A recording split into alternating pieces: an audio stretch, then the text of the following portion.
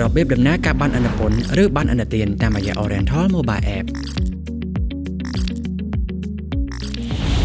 ដើម្បីដំណើរការបានអនុពន្ធឬបានអនុទានបានជាដំបូងលោកអ្នកត្រូវបើកដំណើរការកម្មវិធី Oriental Mobile ក្នុងទូរស័ព្ទដៃរបស់លោកអ្នកជាមុនសិន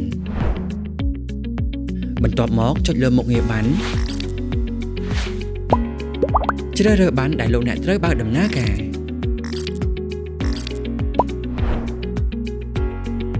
ចុចលើប៊ូតុងដំណើរការប័ណ្ណ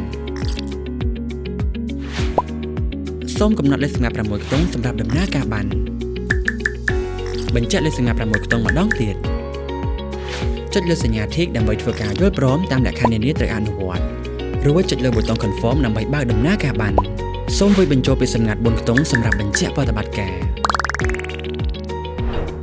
ការបើកដំណើរការប័ណ្ណរបស់លោកអ្នកទទួលបានជោគជ័យធនាគារ Oriental ដែលលើសពីធនាគារធម្មតា